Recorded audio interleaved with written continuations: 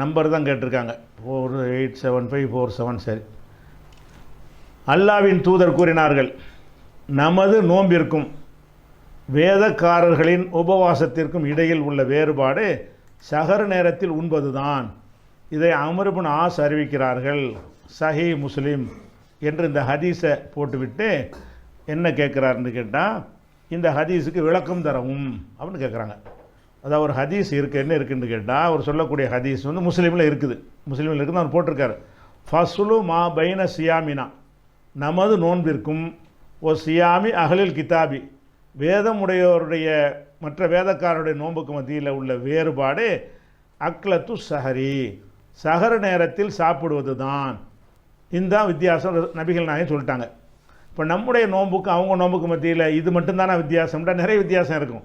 இது மட்டும்தான் வித்தியாசம்னு இல்லை, இது ஒரு வித்தியாசமே தவிர இது ஒரே வித்தியாசம்தான் விளங்கிக்கிறக்கூடாது. அந்த வேதக்காரங்க நோன்பு வச்சாங்கன்னு சொன்னால் அவங்க வந்து அந்த சஹரில் ஒருக்கா சாப்பிட்டு நம்மளை கொஞ்சம் தயார்படுத்திக்கிட்டு சுபுகுலேருந்து நோன்பு வைக்கிறதுன்னு இருக்குல்ல, அது அவங்கள்ட்ட கிடையாது.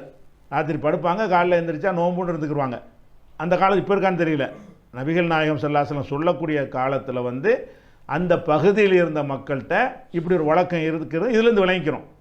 இதுக்கு நம்ம வேறு ஆதாரம் தேட தேவையில்லை. ரசூலுல்லாஹ் சொல்கிறாங்க, அந்த மக்கள்கிட்ட சொல்கிறாங்க என்று சொன்னால் அன்றைக்கு இருந்த அந்த மக்கள்கிட்ட இந்த வழக்கம், இப்போ யூதர்களுடைய நோன்பு எப்படி நமக்கு தெரியலை, அந்த காலத்தில் இருந்துச்சு, இப்போவும் இப்படி தான் இருக்கான்னு தெரியலை. ஆனால் ரசூல் ஸல்லல்லாஹு அலைஹி வஸல்லம் சொல்கிறாங்க, நம்ம நோன்புக்கும் அவங்க நோன்புக்கு வித்தியாசம் என்னென்னு கேட்டால், நீங்கள் வந்து சஹரை வந்து சாப்பிடுங்க, அவங்க சஹர் சாப்பிட மாட்டாங்க. சஹர் வைக்கிறது வந்து ஒரு சுன்னத்து வழிமுறை, நமக்குள்ள வழிமுறைன்னு சொல்கிறாங்க. இதை விளக்க சொல்கிறாங்க. விளக்கிறதுக்கு ஒன்றுமே இல்லை. பல விஷயங்களில் யூதர்களுக்கு நமக்கு நிறைய வேறுபாடுகள் இருக்குது.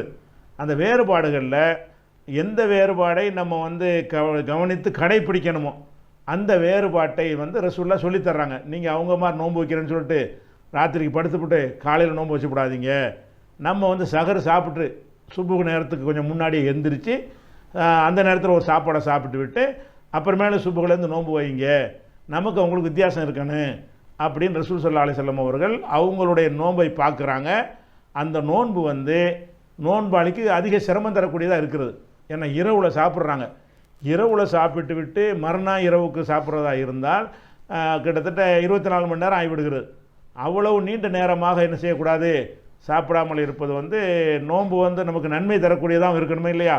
அவனால் 24 மணி நேரம் நோன்பு ஆயிடக்கூடாதுங்கிறது சொல்கிறாங்க. நீங்கள் சஹரில் கொஞ்சம் சாப்பிட்டுக்கிட்டீங்கன்னு சொன்னால் அந்த சாப்பிடாமல் இருக்கிற இடைவெளி வந்து 12 மணி நேரம் 13 மணி நேரம்னு ஆகிவிடும். அது வந்து ஒரு நன்மை தரக்கூடியது. அதை விட தாண்டி போணுச்சுன்னா உடம்புல என்ன செய்யும், எல்லாமே குளுக்கோஸ்லாம் இறங்க ஆரம்பிச்சிடும், அது ரொம்ப பாதிப்பு ஏற்படுத்தி விட்டுரும். அப்படிங்கிறக்காக ரசூல் ஸல்லல்லாஹு அலைஹி வஸல்லம் சொன்னாங்க. இது அந்த சஹர் சாப்பிட்றது வலியுறுத்துவதற்காக சொல்கிறாங்க. அவங்க நோம்பில் சஹர் வைக்க மாட்டாங்க, நீங்கள் சஹர் வைங்க. அந்த சஹர் வைக்கிறத வலியுறுத்துவது நோக்கமே தவிர இது ஒன்று தான் வித்தியாசம்னு கிடையாது. அவங்களுக்கு நமக்கு எல்லா விஷயங்களையும் ஏராளமான வேறுபாடுகள் இருக்கிறது. இப்போ நம்ம தெரிஞ்சுக்கிற விஷயம் என்னென்னு கேட்டால், அவங்களுக்கு மாறு செய்யணும். அவங்க சஹர் இல்லாமல் நோன்பு வைக்கிறாங்க இல்லையா, நம்ம சஹர் வச்சு நோன்பு வைக்கணும், அவ்வளோதான் அதுக்குரிய விளக்கம்.